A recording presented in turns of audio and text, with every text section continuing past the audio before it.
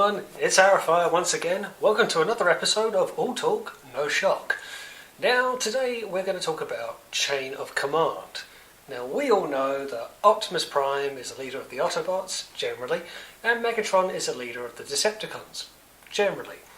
And on the rare occasion one of them dies, someone will have to take over. Now, we know the likes of Jazz, or we know Starscream, or Soundwave, or Shockwave. There's normally someone else who will take the reins for a period of time. But what about beyond that? What about further down the pile where you have a hierarchy and a chain of command filtering down through the ranks? So today, that's what we're going to look at. Bear with me as I take you through the first 4 seasons of the Generation 1 cartoon and who might the chain of command fall to without the likes of Optimus Prime or Megatron. I hope you enjoy it. All talk, no shock. So we start off with Optimus Prime, as of course we always will, and then coming down into second in command, it's really a tie between Jazz and Prowl, as it is for most of the G1 cartoon. Beyond that, it's really a toss-up between Ironhide, Ratchet, and even Jetfire as a Lieutenant Commander, even though he only comes in halfway through. Beyond that, it's the Carbots of Sideswipe, Sunstreaker, Wheeljack and Mirage, and then beyond that, it's really the tail end of the team, with Bluestreak holding one of the lower positions. Then for Decepticons, it really is quite hard to predict as there's not much for the Season 1 cast. Obviously it starts with Megatron and has his 3 lieutenants of Shockwave, Starscream and Soundwave behind him. Beyond that, it's going to be Thundercracker and Skywarp, with Scrapper holding a bit of a lofty position. And then at the tail end, it really is just whoever's left, with the rest of the Constructicons, Reflector, the Insecticons and the Cassettes. Into Season 2 for the Autobots, it starts again with Optimus Prime, with Jazz and Prowl again holding the second in command positions. But this is where we got a bit of a thicker roster this time round.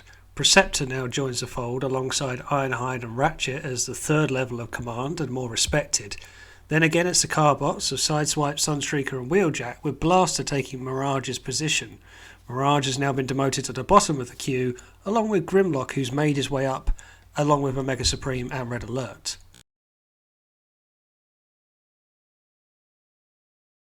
For the Decepticons in Season 2, there is a much bigger roster than the first season. Even with Megatron at the top and his 3 loyal lieutenants behind him, as usual.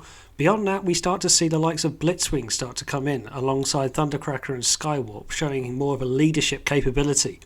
And then going down further still, we have the Coneheads along with Astrotrain, and the inclusion of Onslaught and Motormaster with more leadership capabilities. At the bottom, you've got the rest of the Stunticons, the Combaticons, and the Insecticons. Into Season 3 and a post-movie world of Transformers, Rodimus is now at the top, and this time has a dedicated second in command in Ultra Magnus, which is the first time we've seen this.